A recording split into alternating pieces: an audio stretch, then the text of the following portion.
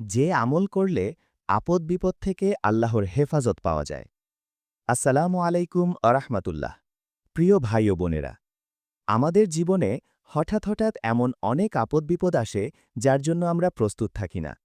কিন্তু জানেন কি, একটা ছোট আমল আছে যা নিয়মিত করলে আল্লাহ তাআলা বিপদ আপদ থেকে হেফাজত করেন। আজকে সেই গুরুত্বপূর্ণ আমলটাই আপনাদের সাথে শেয়ার করব। ভিডিওটা শেষ পর্যন্ত দেখবেন ইনশাল্লাহ। রাসূলুল্লাহ সাল্লাল্লাহু আলাইহি ওয়াসাল্লাম বলেছেন, যে ব্যক্তি সকাল ও সন্ধ্যায় এই দোয়া ৩ বার পাঠ করবে, সে ব্যক্তি সব ধরনের আপদ বিপদ থেকে নিরাপদ থাকবে। দোয়াটি হল, বিসমিল্লাহিল্লাযী লা ইয়াদুররু মা ইসমিহি শাইউন ফিল আরদি ওয়ালা ফিস সামাই ওয়া হুয়া সামিউল আলিম। অর্থ, আমি আল্লাহর নামে শুরু করছি, যার নামের বরকতে আসমান ও জামিনে কোনো কিছুই ক্ষতি করতে পারে না।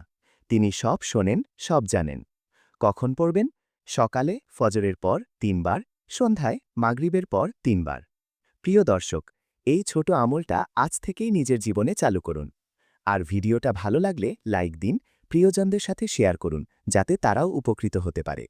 আল্লাহ তাআলা আমাদের সবাইকে সব ধরনের আপদ বিপদ থেকে হেফাজত করুন। আমিন।